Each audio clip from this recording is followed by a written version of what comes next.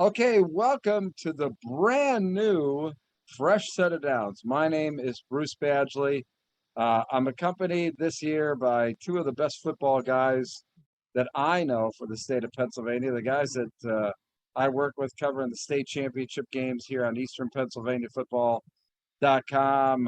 You're looking to my left, and that's Dave Micah. And down below me there, Joe Santoliquito. We've kind of combined our efforts of, the shows that we did before Fresh Set of Downs, which was just a District 3 show. And then Joe and I did District 1 and District 12 last year. But we felt that kind of having a cohesive show talking about all Eastern PA football was the way to go.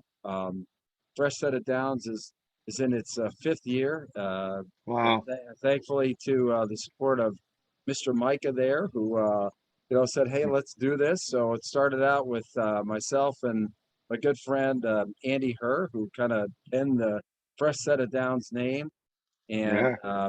for the last 3 years, myself and Daryl Daniel have been doing it. We kind of hmm migrated around from some very special places. PJ Willihan's in Reading, and then the 551 West last year. And now we're kind of in parts unknown here. I'm out on the deck. Dave is whoever, and Joe's in his basement. But anyway, we're happy that the fans have joined us here. We're going to be taking a look at all of Eastern PA football from District 11 to District 3, 12, 1, District 2, District 4, special guests, coaches, Yes. you name it. And, Dave, thanks so much for being along for the ride. I mean, what do you look forward to for this show and what we want to do? Well, I think, just three guys with a lot of knowledge. And like you said, we're going to have special guests. So we're going to have, coaches on, we're going to have reporters from, different other districts, maybe some from up in District 2, District 4, some areas that we normally, you know, we're not going to be at. You're mainly in District 3, I'm mainly in District 11, Joe's in District 1 and 12. But, we're going to get some experts in some of these other districts and talk about what's going on in, District 2, District 4. We'll get some guys here too in District 11, all over. And, I'm looking forward to it. The shows you had where, yeah, Ian talking Western, PA teams, which is great. Joe last year, you guys were talking about District 1, 12. We were talking about really anything. And, I'm excited. Years ago on Eastern PA football, back in the day, we had a Friday night scoreboard show. And my buddy Jeremy was the one that ran it with my good friend Etzel, who unfortunately recently passed away, big Berwick guy. And it was a great show. I mean, we had people from California, Florida, Texas, all over calling in and calling into the show, talking about PA football, talking about Texas football. So it was a lot of fun. And, I think we're going to do a little bit of that with this show, and we're going to make it fun, but we're going to give out great information. And, I'm looking forward to tonight. We're going to look at Penn Live's their preseason rankings and go from there. But before that, starts, I think we might hit another topic that kind of broke this day, and Bruce could talk a little more about that. Well, we could talk a little bit more about that, but Joe Santoliquito, hmm just very well connected down in the Philadelphia area in District 1. You and I got together last year and started talking. We had pre-snap look last year and kind of merged that in here to fresh set of downs. But how much fun did we have last year, and how much fun are you looking forward to in talking more high school football here on Fresh Set It of Downs? was it was pretty cool. It was pretty cool. Other than I certainly have a face for radio. But other than that, I think more importantly for me is that it gives these programs, and more importantly, the kids, the young men, an opportunity and an outlet that, in a lot of ways, right now, being in this area of the state, they're not getting. You have a couple of local papers. It's down to a couple of local papers now that cover high school football. That's where it is, and that's how thin it is. And I mean, thankfully, for Dave and what Dave does with Eastern PA football, and how statewide it's recognized, and how nationally it's recognized now, it provides an outlet that a number of these other outlets have closed the door on. I mean, and you guys both know how much I've kind of you know howled at the moon over this, and it seems as if that those howlings haven't been heard by too many people. So, but I'm going to keep on doing my thing and keep on, pushing on. Obviously, with Eastern PA football and other outlets I'm down here and associated with in Southeastern PA to push the narrative of these kids, of these programs. And I'm really looking forward to the season. Last year in District 1 and District 12, you can kind of say it was a down year. It was a young year. I believe, was it District 7 is the Whitfield, right? Pittsburgh, yeah, Pittsburgh. Yeah, I believe, did they win like a record? They won a record number of state titles last year. Was it 4 of the 6? I think Yeah, they they won 4 of the did. 6. They did. So, the eastern side of the state's going to come back with a vengeance this year. St. Joe's Prep is still St. Joe's Prep. MOTEP is very good. And the thing that's kind of interesting too is that St. Joe's Prep now finally may be getting some runs from programs that have not been traditionally strong for a while, meaning Roman Catholic. Roman Catholic could be a player in this whole situation here. So it's going to be a fun year. I'm really looking forward to it, and we had a great time last year, and I'm looking to continue the the opportunities that these young people will be getting, and the opportunities we'll be able to present to many of these coaches in these programs. Yeah, it was a lot of fun last year, Joe. I can honestly tell you that. But I guess one of the things that's really come forward over the last, little bit here, and really came face forward here today, were, across the state, some that have come to light, some hazing incidents here with football, and to the point of, Middletown even canceling their season Yeah. today, which was just heartbreaking. Because they're beyond the football. It's, Middletown and most football teams. I mean, it's what drives the community. And so for me, it was so heartbreaking to see that. Dave, I mean, your thoughts on, what happened in, Middletown regarding these incidents? Yeah, we're just starting to learn more and more what happened. There's some videos, I guess, they're coming out, and it's not good. And, I know the coach stepped down. They hired an interim coach, Rob Brodish, I think his name is. And um, you thought maybe, okay, new coach, they'll look at the situation and move on. But, with all this coming out and now the school saying there's not going to be a season, you feel for the kids that weren't involved, especially the seniors, um, that won't have a season.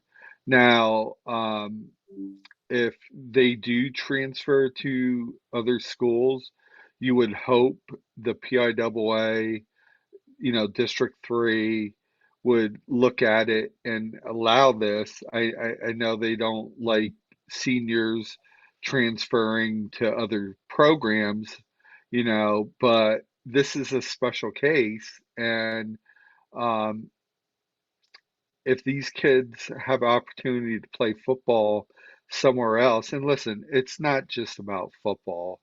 Yeah, It's a football is the bigger, exactly. Football yes, is the least of what's going on here. yeah, exactly. And I'm just talking football because it's a football show, but this is not what it's about football. And obviously we're going to find out more as the weeks come. And it's a shame. It really is. And give the school credit. They made a stance. And, they're not going to say, this is not allowed, not only in football or any sports. So, In life, bravo it's to not allowed. them. Yeah, exactly. I know there's probably a lot of people that are upset looking at it just for football reasons, but you have to look at the big picture. And, I think more will come out. But again, just looking at it in a football perspective, you would hope the PIAA would just say, okay, if you want to transfer to play somewhere else for your senior year and you weren't involved in this, I think those kids should have the opportunity. Joe? Your knowledge, both you guys, to your knowledge, have any other names come out? Well, I don't think they could name the kids, but has there been any responsibility been thrown at least at the kids? That some of the kids have some of the kids have been involved in this? Has that come to light? Has that come to surface? You know, not that I'm aware of. I mean, Okay. it's one that I think is just been an unfortunate situation, Okay. and like we were talking about. I mean, it's so far beyond football. It's Yeah. not funny. Well, let me excuse me for being a cold-hearted dope here. Um, yeah, it is unfortunate what's happened to the kids, but it sounds as if obviously the adults lost control of the situation here. Um, they have to be aware of things, but I also have to put responsibility on the young people that were involved in this. And again, I don't mean to be like get off your lawn old guy here with my little face sticking out. But the bottom line is with the education that we're dealing with today, and it's far beyond where it was even 5 years ago, with the awareness that we're dealing with today, again, which is far, far more beyond as recent as 5 years ago, in terms of how people treat women, in terms of how people treat each other. You know, there's education out there. People know better. They should know better than to turn around and do these things. We see stuff all the time in terms of the way we're connected today, in terms of social media, in terms of, I mean, there are things today, you could turn around and blink an eye and someone in California's got to know.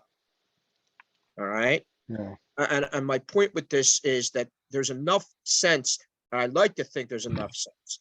These are bright young people here that play with the name of their school on their chests.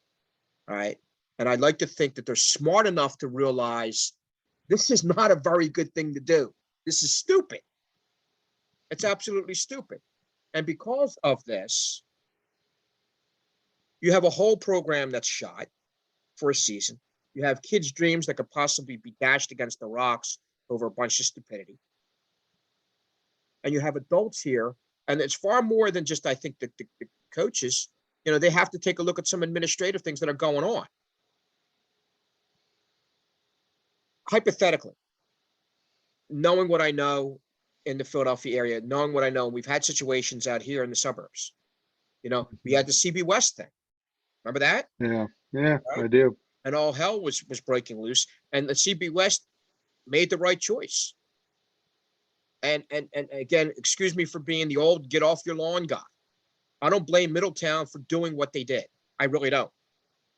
Because they should have known better. Yeah, you get the thing. Oh, you're dealing with kids, Joe, you're dealing with kids. Well, in this day and age, and Dave, you have children, and I deal with Yeah. young people all the time in the various sports that I do. I mean, I just got done coming back from Vegas with an 18-year-old kid who's 5-0 as a professional fighter. All right. And kid's a millionaire, right? Point being, they're far more sophisticated today. They have far more access to things and awareness at their fingertips than any of us had. Yeah. And they should have known better. So I'm sorry to hear what's happened. I don't wish any harm on anyone. But you look at this picture here, I think the school made the right choice. By the way, guys, and tune me in here. I mean, I know bits and pieces of this from what I'm seeing here, a little bit online, as we're talking about this. Who made the choice to pull the plug? Was it the school district? Was it the school itself? Was it the administration itself? Who made? I think it was the school itself. The school itself. Okay. Yeah. Good. Wise choice. And the school itself has to take an administrative look at itself.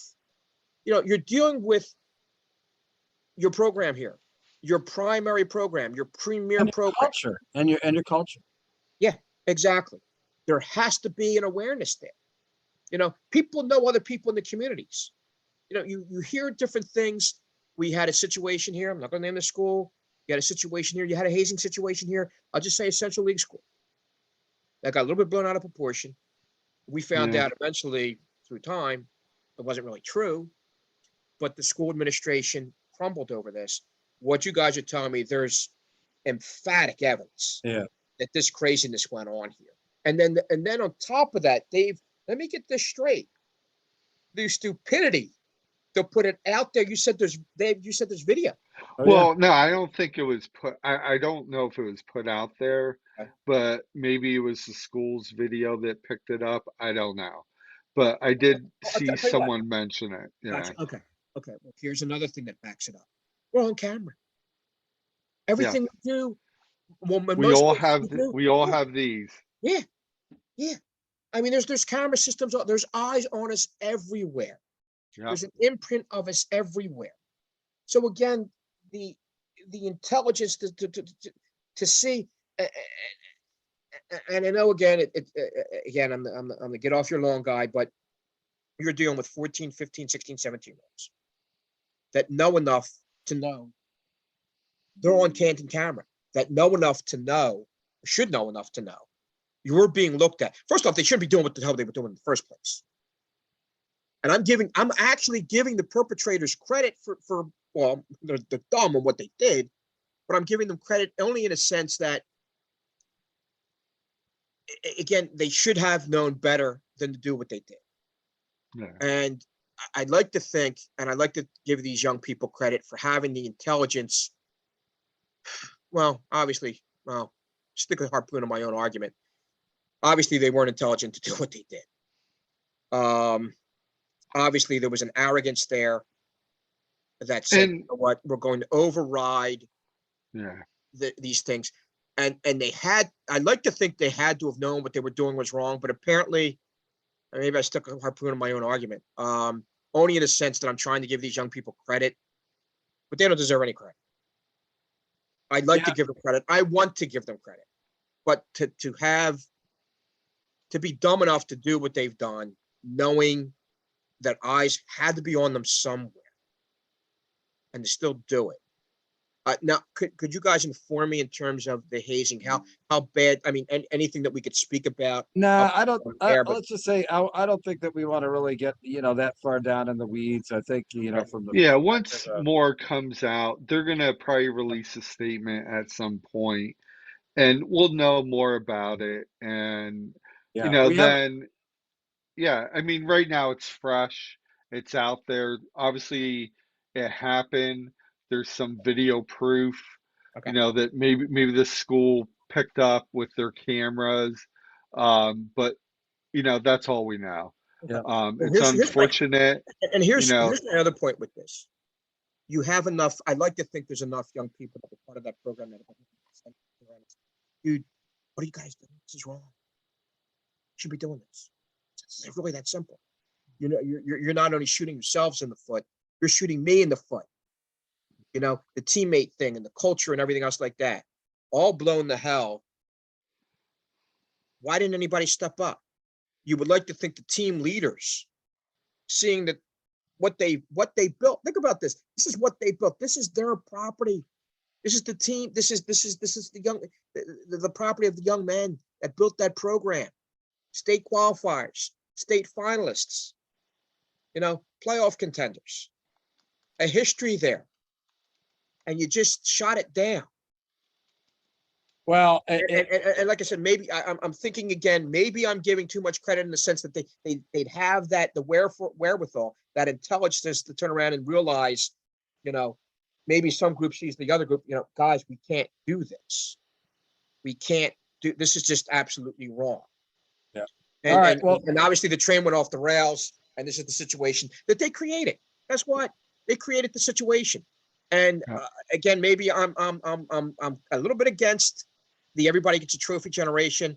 I wish the young people that are involved in this, whoever did what they did and whoever was wrong in this, I hope they learn from it. I think they got a reason to learn from it. I hope their parents take a look at the situation and say, hey, what could I have done? All right. All you got right. to look at that.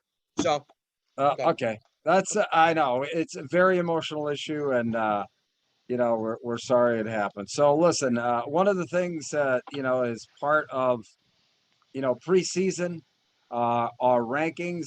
It Yeah. gets emotional too, where everybody talks about their teams and who they think are the best teams, and for us, it's pretty unique in the East, in that I think that we have probably maybe a better selection or a better cross reference of all of the classifications now, albeit in certain areas. But I think we have a good representation of all of the classifications, and thanks to our friends at Penn Live for putting together these rankings. I think a lot of it falls on Eric Epler's shoulders to kind of put this stuff together. But I'd like to talk a little bit about some of the teams that are ranked early on, and then talk a little bit about maybe some of the teams that we think might appear on the rankings here a little bit later. So I guess Joe can sit a couple of these classifications out, because there aren't really many small schools in the Philadelphia area there. But for 1A, some of the teams that are looking very strong so far, according to Penn Live, is Old Forge out of District 2, Steel High out of District 3. I mean, that's 2 years removed from a state championship.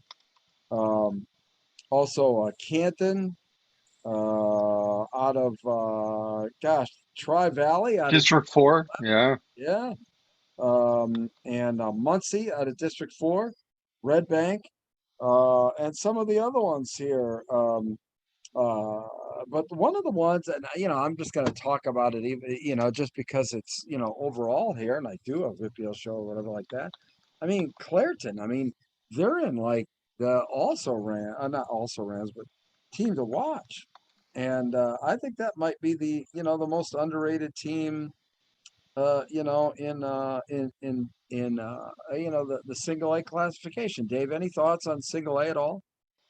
Well, yeah. And you look at the rankings that they have, and you see that in A, it's interesting because you look at the East, so they have Old Forge ranked ahead of Steel Valley, or Steel High, and Old Forge, a team that, listen, they got their quarterback back, James Sobel. They have a very talented wide receiver, Casey Holzman. They have nice talent coming back. I know they have three of their line coming back. Their defense, they have seven coming back. But, my pick for preseason number one in Eastern PA in Class A is still high. And, maybe when we talk each class at the end, I'll give you my preseason top five. Yeah. But I like Steel High. I mean, you It, tell me a it's hard not team to like Steel High. in single A that has explosive offense like they have. And, they have nine returning on offense, 10 on defense. A team that 2 years ago won a state title. Um, last year had a little hiccup, didn't make it to Hershey, but a team that I think a lot of people expect has a very good shot at making it to Cumberland Valley. It won't be at Hershey this year, but here's my top five. Is I have Steel High 1, Old Forge 2, I have Canton 3, Tri Valley 4, Muncie 5, and that's my top five for Class A. But again, a team that I'll tell you what you need to watch is going to be Northern Lehigh. That's a Yeah. team that made a heck of a run last year in Double A, um, and they lost to eventual state champ Southern Columbia. Now they did lose their talented quarterback and some key guys, their talented fullback linebacker Matt Frame, but they have still some very good skill players. And I feel, playing at the A level, you may not see much of a drop off. So, that's a team that I think eventually is going to work in, Penn Live's top 10 as the season goes.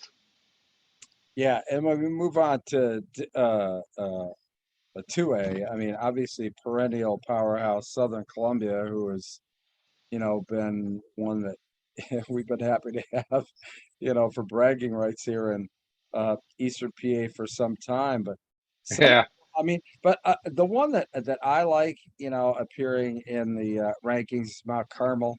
I mean, back Yes. to where they're back this year. Lakeland out of District 2. I like Lakeland. Yeah, York Catholic, and it's going to be very interesting to see. I'll be honest with you. I think that the dark horse team, could be Mount Carmel. I mean, and we'll bring Joe in when we start talking about some teams that he's familiar A with. bit larger. But Mount Carmel, I think, is a great story, Dave. Well, yeah, and they are. They're a team that finished 10-3 last year.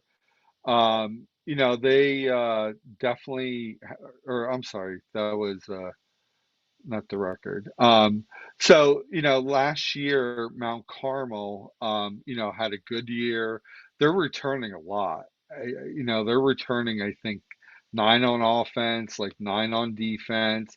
And they're a team that, Southern Columbia and 2A has dominated. And if they were probably in any other classification, they possibly could be winning district titles somewhere else. Yeah. But one team, like I said, I'll give you two teams.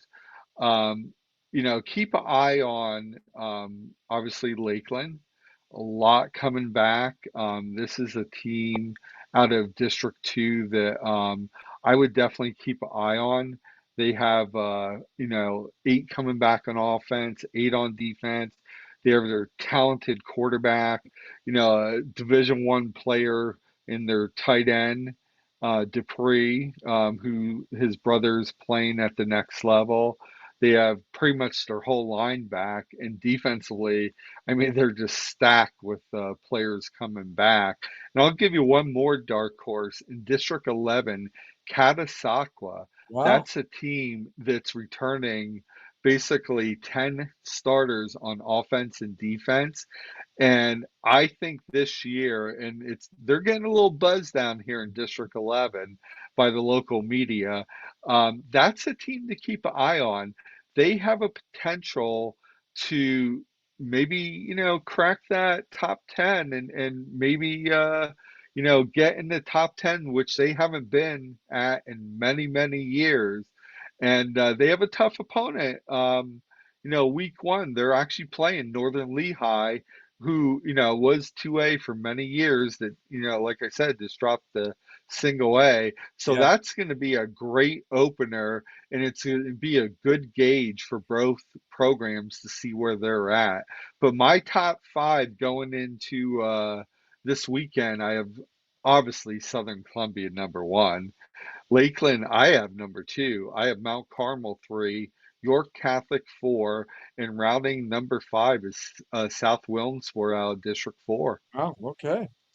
And in 3A, I mean, now we start get into landmine territory here. I mean, um, in the Eastern, Why Missing is ranked number 2.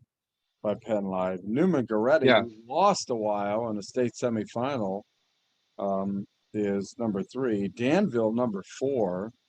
North Schuylkill, number 8. Scranton Prep, number 9. I mean, and Berks Catholic, who's, nobody's been talking about, maybe one of the more talented teams in 3A. They've been having to play such a heavy schedule. Demanding. Yeah. Demanding schedule of like 5 and 6A teams and teams from outside the state because nobody would play them. 3A is just incredibly talented, a incredibly talented class. Goretti out of the Catholic League there, Joe, having you interject there, always a great group out of Goretti, right?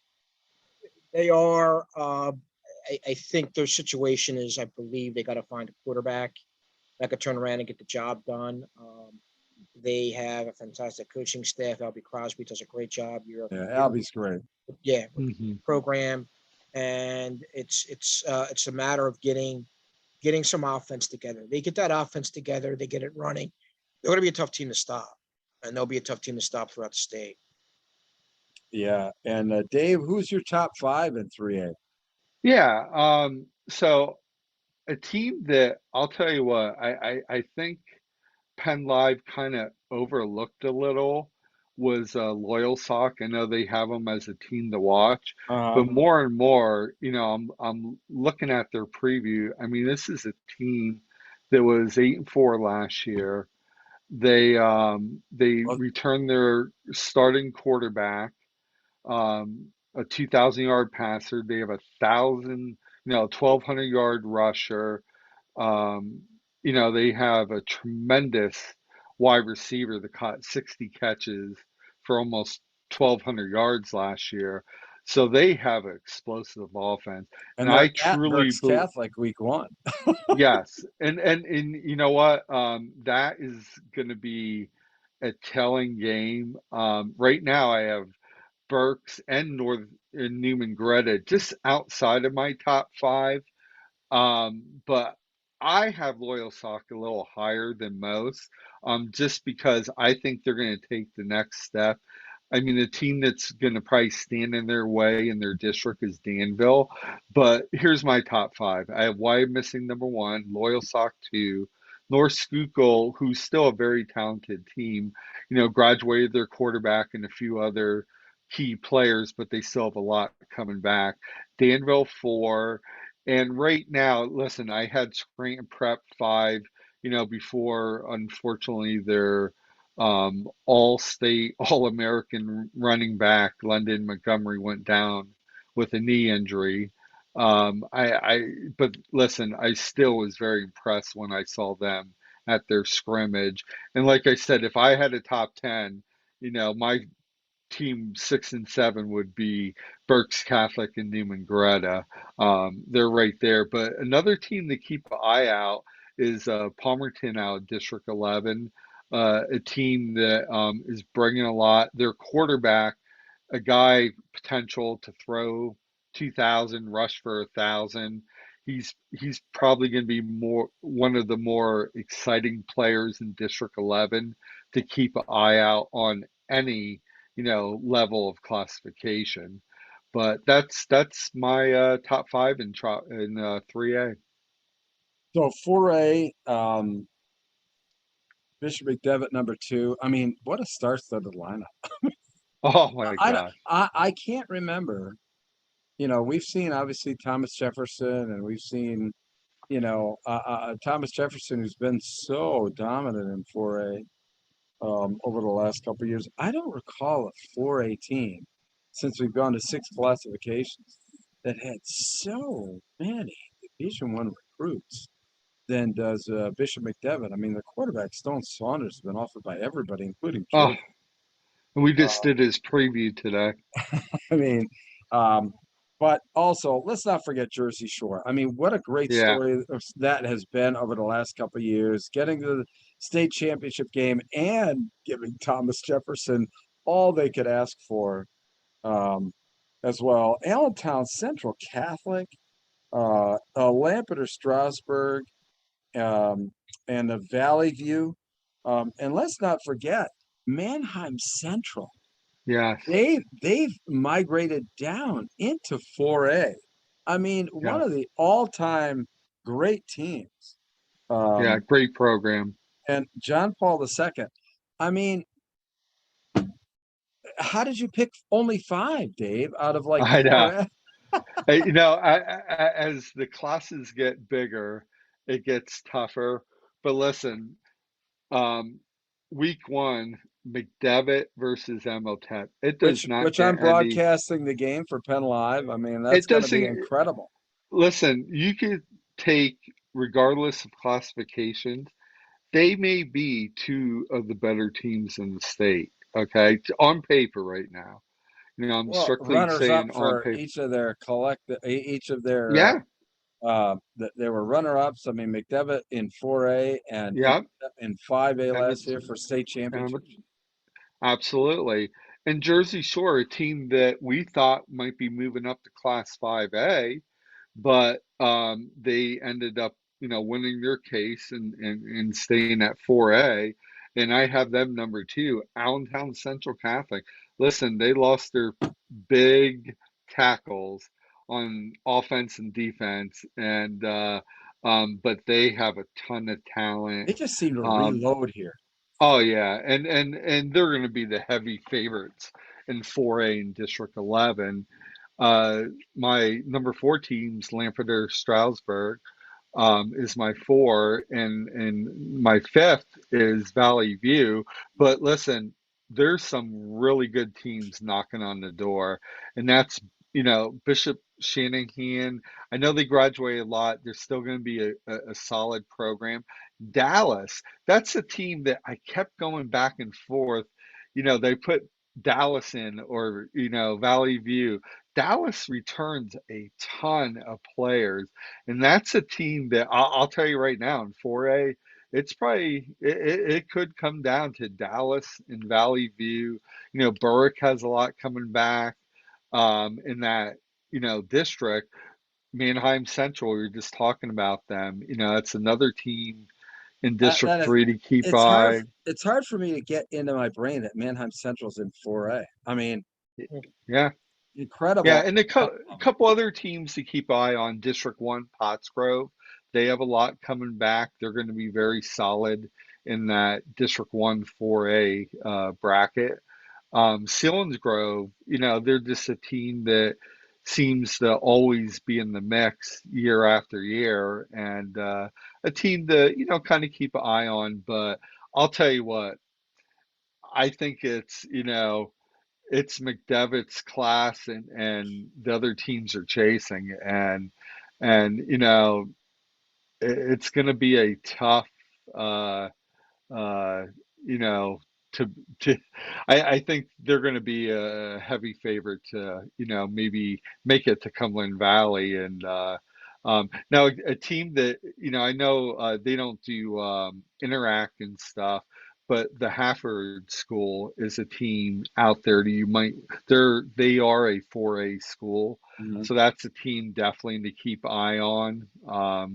But there's a ton of 4A, and wait till we get to 5A, because with teams dropping down from 6A, some moving up to 5A, there's some pretty good teams in Well, 5A. that's look.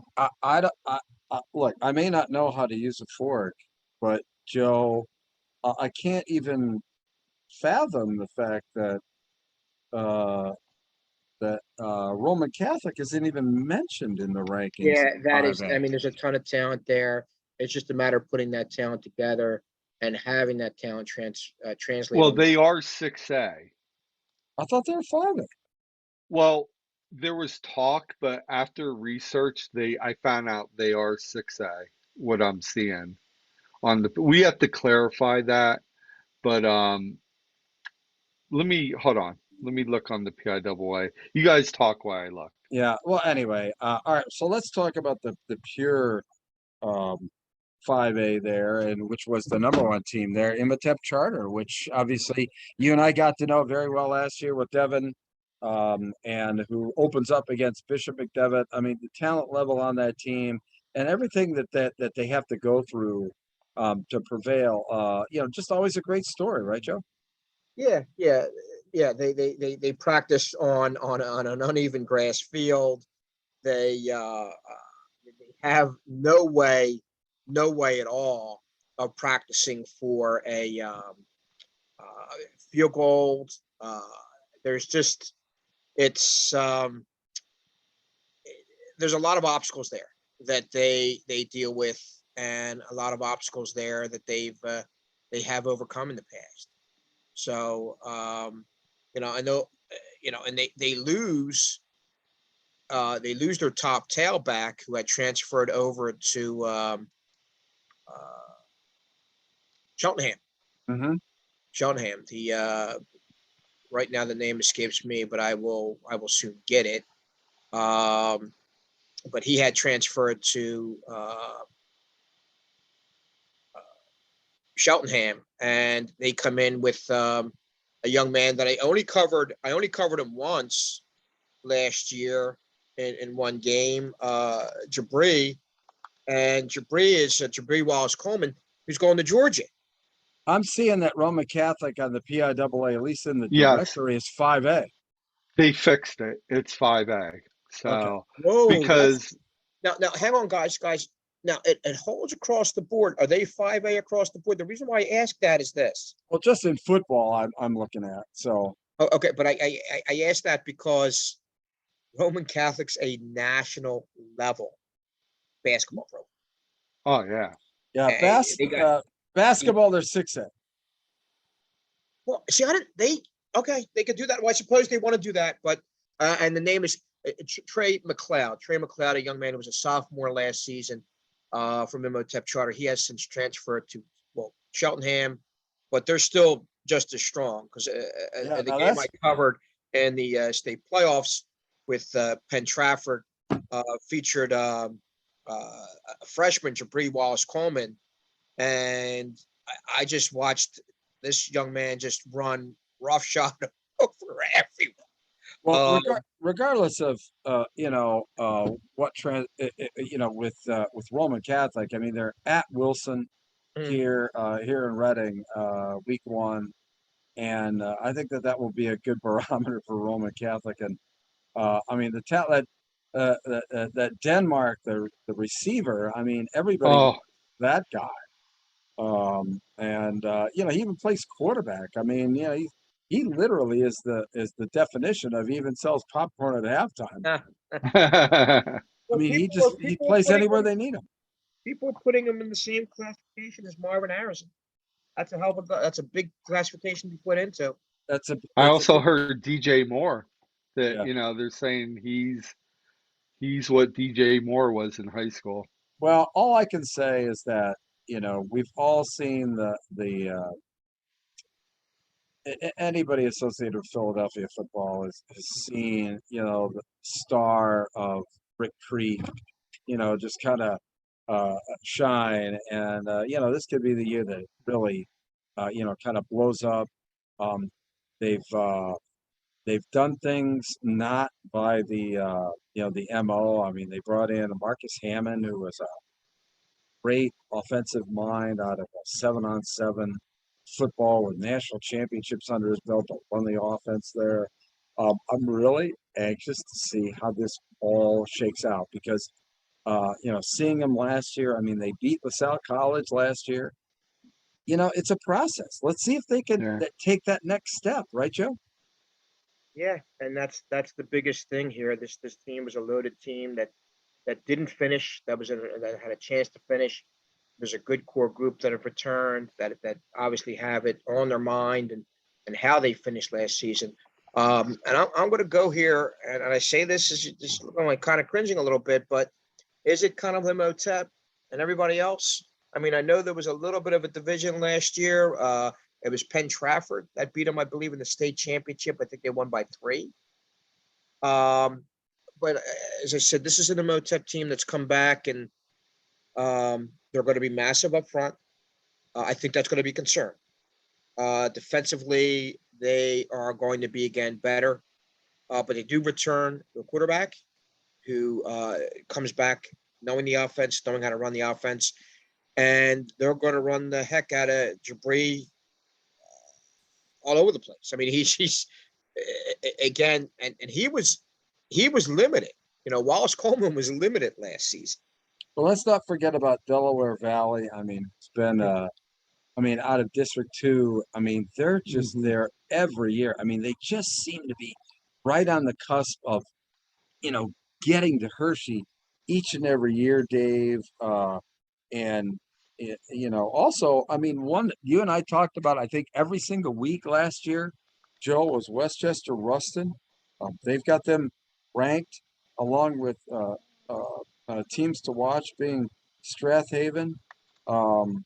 So, I mean, Talent-wise, Roman Catholic is quite a bit above the line. Yeah, right. And from my own area here in Reading, Exeter and Governor Mifflin, like 7 and 8 in the top 10 there. So I start out. I mean, Friday night broadcasting Governor Mifflin in Springford there, Joe. So I mean, very interesting.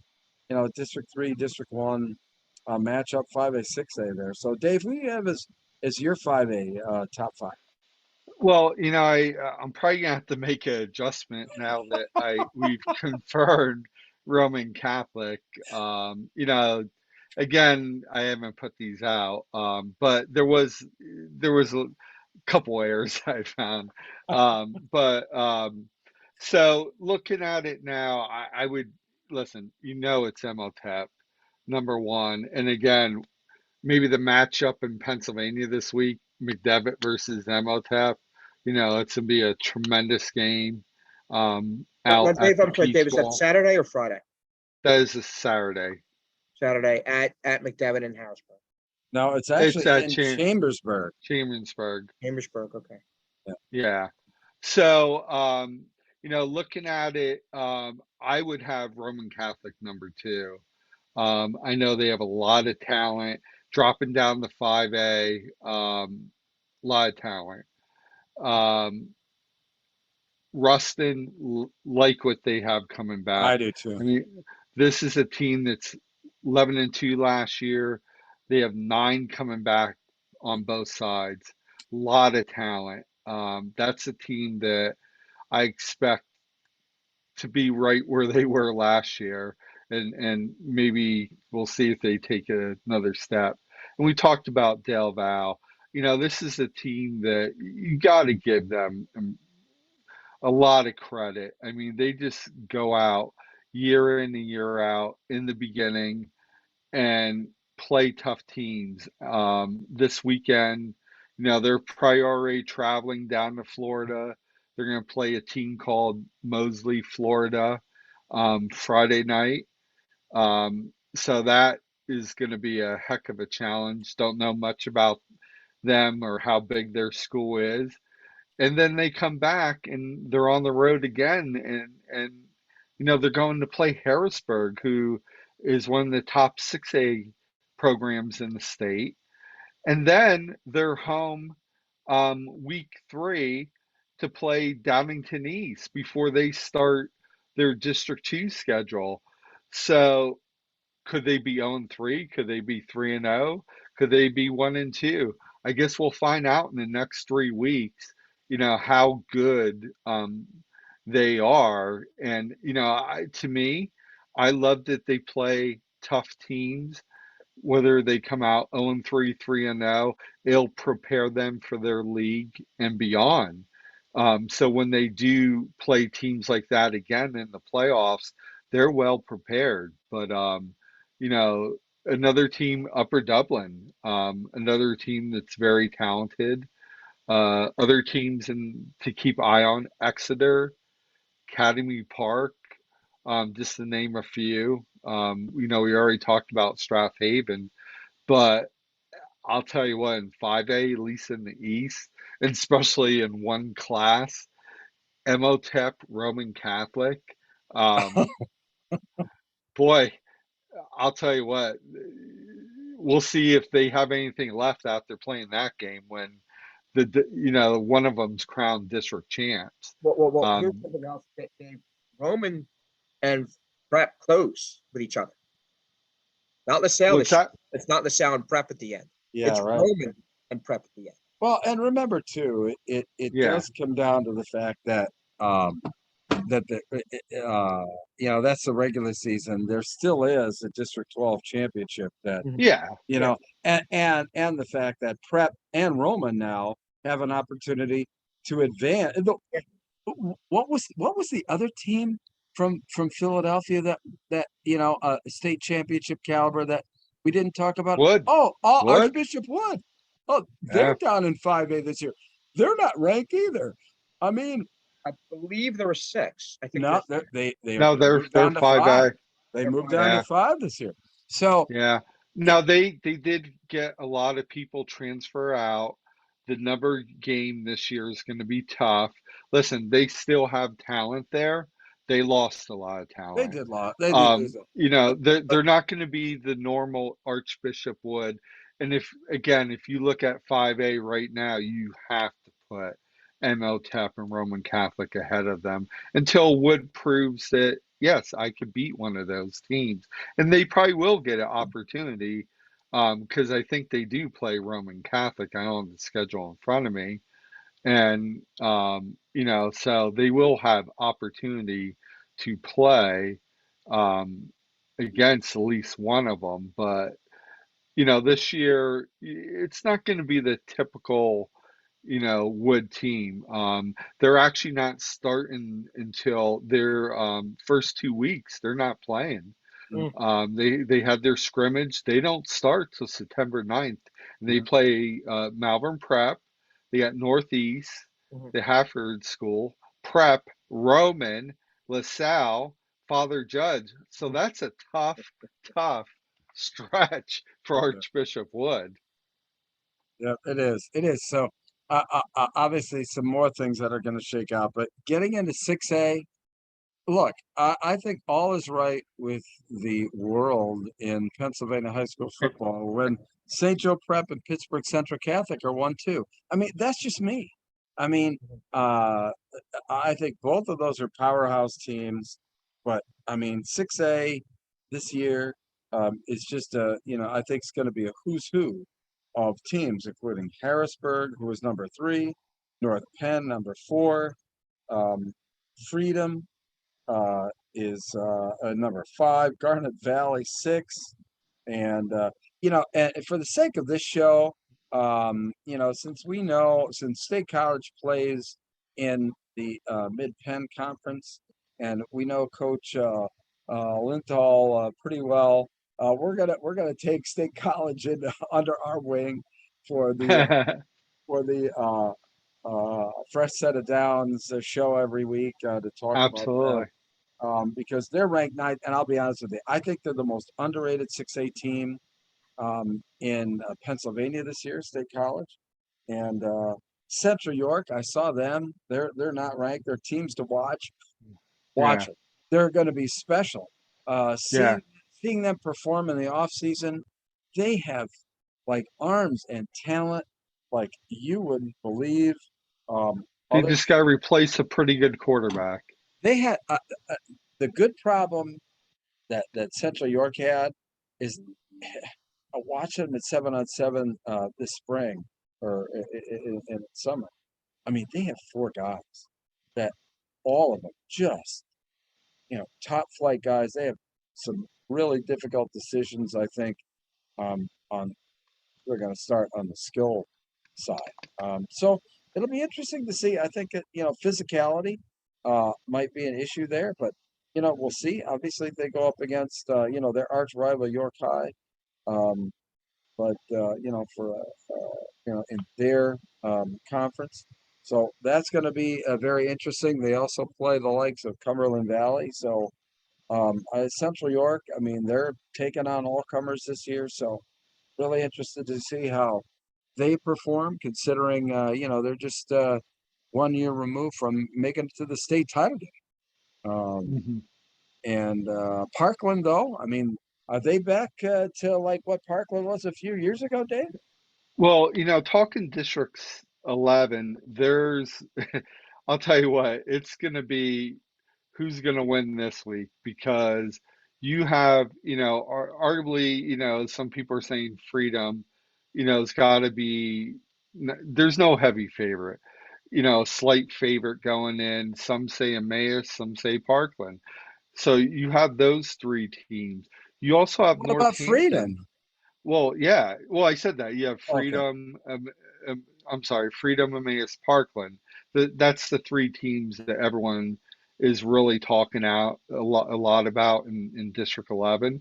But you have Northampton, a lot of talent, very good team. Nazareth. Now they did graduate a lot on defense. They have a tremendous offense. Listen, their quarterback, their linemen, which we did a preview on him the other day. Their quarterback, Sasso, will be tomorrow. Um, Let me tell you, these guys are state champ wrestlers, very good athletes. They're going to score a lot of points. They're going to give up a lot of points. Um, Once they get their defense going, that's a team definitely to keep eye on. But listen, every week, any given time, Easton might knock one of them off. Emmaus might knock one of them off. Parkland, Nazareth, Northampton. We'll whoever wins this, I think is going to come out at least with three losses.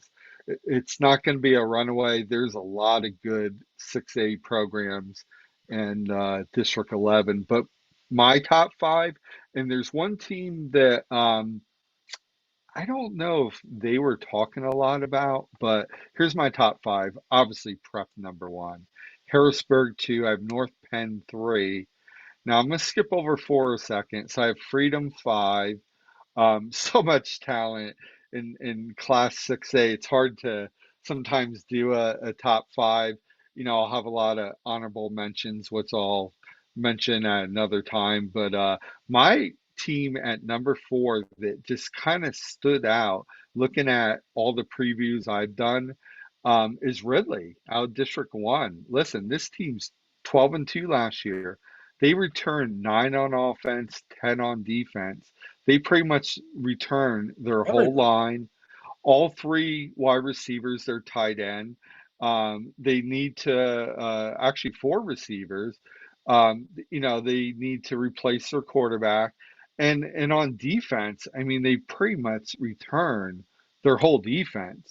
So I But really like. Dave, for the most, I agree with that. And I'm a Delco guy, the District 1 guy. Mhm. The Tahir Mills is a lot to replace, Dave. That's a Yes, lot to replace. I mean, he it is a almost, lot to I was going to say, I replace. was going to almost, but he Oh, I know. single-handedly beat North Penn last year. Listen, So, not only you lost John Heller and Mills. I mean, two guys that were probably what 80% of their offense. I yeah, get it, yeah. but I still think this team is going to be very solid. And as you know, down there, it's a tough division. I mean, you got the Coatesvilles, the Downingtons, just to name a few, North Penn. There's It so is much talent it is the down hotbed there. of 6A football in the state of It really Pennsylvania, is. It District really 12 and is. 1. I mean, And District 12 and I'll put a 1. dark horse in there. I Watch think for Coatesville's a dark horse. I really do. I and watch for How, Cheltenham. Just how can watch for Cheltenham a little bit. how can you say yes. it's funny to say that Coatesville's a dark horse, but I tell you what, um, They I I've mean seen they I've seen graduated. they God. they graduated a few guys, but Yeah. um, they were so on point and they're very motivated. That's a team that made it to the district championship game last year. Matt Hmm. Ortega, I you know Does a great job year after year. I Yeah. saw a gleam in his eye last week at his scrimmage against Wilson. And looking at that team, I mean, normally teams get out there on scrimmage Saturday and it's penalty or whatever. These guys look crisp. They look sharp. and Mhm. they're ready to go. And so dark horse team for me in District 1 and 6A is Coatesville. I can't Yeah, believe I'm saying that. and I'm looking at their preview. They graduated a ton of people on offense, but they have their quarterback back, a couple of linemen, so they only have three coming back, starters from last year on offense. But again, this is a program that just reloads every year. They're one of my honorable mentions, but where their strength is going to be on defense. They have seven coming back. They have two D linemen, they have two linebackers, but where their strength is going to be their secondary of three guys coming back with experience. And I think that's where Coatesville, yeah, I agree. They could be a dark horse, and are they truly a dark house You're or right. Are they a dark horse? horse? Because they're just a program that seems to reload every year and be in the thick of things every year. And but I think early defense is what's going to win for them. Joe, and obviously we'll give you the last word. Obviously, you're very close to the St. Joe Prep program. Talk a little bit about those guys and why they're number one. Well, one, I noticed here, and I'm looking at the list, and is it Eric Epler? Does a great job, does a fantastic job. That's a lot to take in, a lot to consume, a lot of calls, very exhaustive, very prime work by him. One kind of guy's missing as I look at, I think they broke down 372 players in Pennsylvania. They kind of forgot one pretty important player. Samaj Jones is not on their list. So their quarterback, starting quarterback for fans that don't understand. Samaj Jones, St. Joe's Prep quarterback, who's a junior and still Yep. has 2 years. He has this year, next year. He's not on their list, and he's already gotten 6 offers. I mean, this young man is he's the high school Russell Wilson. I've said it behind his back. I've said it to his face. This is a young man that did a lot of growing up last year, and then you're dealing with a. Well, then Washington was preseason all offense for Penn Live too. The receiver. Yes, yeah. Mm-hmm. Yeah. They come back. Their center is back, which is huge. And Josiah's back, which is really. Yeah. He was our. I can't believe he's back. Is he ever going to graduate? Yeah. It's like he's been around forever. Yeah. Well, no, he started as a freshman. I know. And he replaced his brother. So he's going to West Virginia. He's set where he's going. And I won't forget him walking off that field last year. I approached him. You have some time. He was polite, as he usually is. Very special young man, on and off the field. It's just no. I just no, and I know enough. He's a young man. These are young people. We're not talking about Division I college football. We're not certainly talking about the NFL. Let him go. And in 30 plus years of doing this, Josiah's the only one that he calls me back the next day to apologize for walking by me. You don't apologize for anything. And I made sure I called his mother and father. Obviously, his father is Jeremiah Trotter, the longtime Eagles legendary linebacker, who one time played for Dave's Washington team, now the Commanders, known as another name at one time. But I found that unique. And he's a unique young man who is coming here and coming into this season. Now, he already plays downhill. There's some there. He's a bull. I don't know how he fits the helmet on his head because there's some horns there. He is a bull, and this is a team that that were a year ahead of themselves last year. I'm going to go public with this. I think the St. Joe's Prep staff, I got the impression that they were happy to get what they got. I know that. But I also have the impression they didn't think this group would get as far as the state finals. Last year, I think, was a bonus for them. Last year put them a year ahead of where they thought they would be. And with the maturation of Samaj during the course of the season, because I watched that maturation right in front of me. I watched them get pretty much handled by LaSalle and the first time they met. And then you could see, I mean, literally the metamorphosis right before my eyes. They absolutely crushed LaSalle in the Cali Championship. Just smashed them.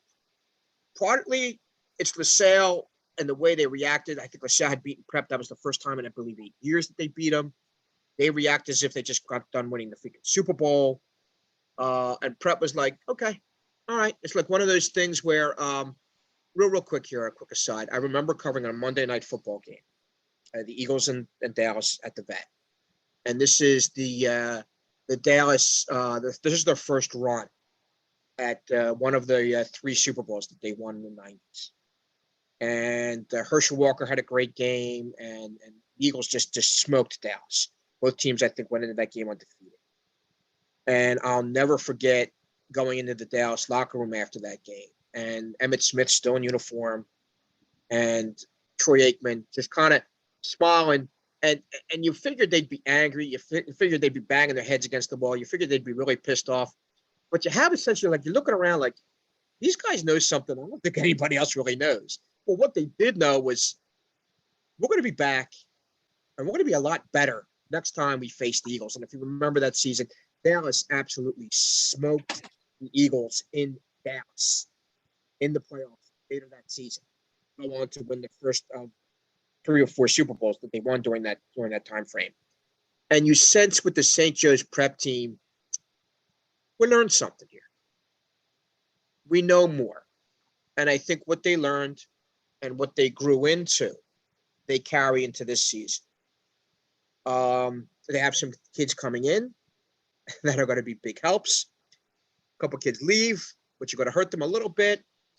But they also play, I mean, if it was up to Coach Tim Roken, he'd play the freaking Eagles if he could. But they also play that grueling non-league schedule. They only have 8 regular season games.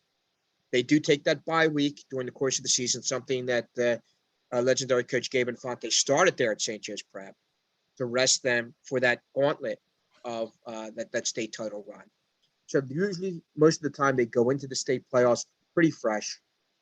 Again, it's a fairly deep team. A lot of things are going to depend on how Samaj runs that offense. But I got a feeling after last season, after what he went through last season, after how he grew last season, this is going to be a very, very, very, very formidable team. And the last thing you want to do on this planet is kind of piss off St. Joe's Prep. So they're coming into this season with an ornery attitude, far more than they have in the past. Yeah, and that I totally agree with every single one of your points there. I think that they never thought that they were going to get, realistically where they, yeah, exactly. But I thought maybe they make the state quarters, maybe they reach the state semis. But yeah, this was and think about it, this was a really, really, really young group, incredibly young. Mm-hmm. Yeah. And Dave would know the numbers in terms of how much is back on offense and defense. Oh yeah, a lot. It's going to be interesting. I'm anxious to see the maturation process with them. As we move on. But we wanted to talk about a couple other subjects. But I think we'll wait for week 2. We want to talk about the 3 of us. There were 2 other big stories in Pennsylvania that hit over the offseason. One was the PIAA actually getting ahead of the curve on NIL for high school players. Have some reaction to that. Also, reaction to Cumberland Valley winning the bid to host all the championships. We'll kind of table that for next time, since we had so much fun really talking about all the teams. That the best part is that we'll be talking about all these teams every single week. Whether they're in Dave's rankings, whether they're upsetting other teams, whether it's Penn Live. That's what Fresh Set of Downs is all about. It's all about high school football here in Pennsylvania with a focus on the East. Dave, any last comments from you as we kind of wind this down? Well, listen, it's been a quick, 1 hour plus, I think we've been talking. And, I think the three of us could definitely bring up a lot of topics to talk about. We always have a lot of fun when we're, out in Hershey now this year, Cumberland Valley. Bruce, you and I had the opportunity to be at Cumberland Valley earlier this year for Penn Live's Media Day, and what a great job they did. And, I went outside, took a little picture of the new field and everything, and threw it out there and said a little early for states, but that's where we'll be in December. And so it's definitely it's a new location, but listen, you're going to see good quality football there. You're going to see 12 of the best teams in the state battling for a state championship. And to me, it's going to be exciting. To me, it's like a reunion. You see so many old friends, that cover football, all over the state. It's just, to me, I enjoy it. It's a lot of fun. Football is, to me, is family, friends, fun. That's what I take out of it. And you meet so many great people along the way. But I'm looking forward to this. I'm looking forward to getting some special guests on to talk about, maybe their area, what's going on, get some coaches, talk about how their program's doing, what they see, how the season's going in their district or something. But it's going to be really exciting. So I hope, people, the fans out there really enjoy this. Well, Joe, And you you've have to got put to. up with 3 months, three nights of my snoring, Dave. Well, Well, I was actually going to bring that up that, this year, I think I bought some, Oh, off of Amazon. I brought some headphones that hopefully or I might just have to have you sleep in your car or something. But you probably hear from there. yeah. yeah. Joe, any final, parting shot Oh, here? no, I'm excited about things. I'm gonna go. I'm running down to Ocean City. That's, by the way, Dave, that's squared away. I got a hold of the Yep. guy Good. there, so we're set for the doubleheader at Ocean City this Friday, which I'm looking forward to, and just catching up to a lot of people I haven't seen in a while, which I'm excited about. And I yeah, I just hope everybody has a great year. It's a great time of year. It's an exciting time. Um, to circle back for a second, I am sorry to hear what's happened in Middletown with those young people. Hopefully, they find the right people, the ones that are innocent in that matter, find a home. And it's going to be great to see, like I said, like you guys were saying, a lot of familiar faces, including your two beautiful mugs. Oh, every week My here. and my round bulbous freaking head. Well, listen, I can't thank both of you enough for jumping on Fresh Set of Downs this year. I think we're hopefully the fans will enjoy what we've got to talk about. I think that I'm not meaning to brag, but you know we see a lot of teams, we see a lot of football. I think that this show is going to provide the best perspective of football, especially Eastern football, that anybody can see. And Well, we're certainly the only one of its kind, that's for sure. exactly right. It is unique, and hopefully the fans will enjoy it, and definitely let us know. Obviously, I'm at Badgley Bruce. Dave, you have so many platforms on social media. District 11 Sports, Eastern PA Football, David Micah Jr., and then Yeah. obviously it's Joe Santoliquito or Jay Santoliquito on Twitter. So let us know how you feel about the show. And, beginning next week, we'll actually be giving out we're going to have to come up with like a Player of the East award for performance. That'll be sponsored by Brood Athletic. We'll have a nice shirt. Actually, I was going to wear that this week and forgot to put on the Brood Athletic Performer of the Week shirt. I'll wear that next week for the show, so everybody will see what the Performer of the Week will be getting every week. And Nice. then always a lot of topics. Like I said, we didn't get the NIL, we didn't get the Cumberland Valley, but We've got an entire season to do that. So listen, guys, thank you so much for hanging in, and thanks for our fans for hanging in. For Dave Micah and Joe Santoliquito, I'm Bruce Badgley. Thanks for tuning in to Fresh Set of Downs. We will see you next week. So long, everybody.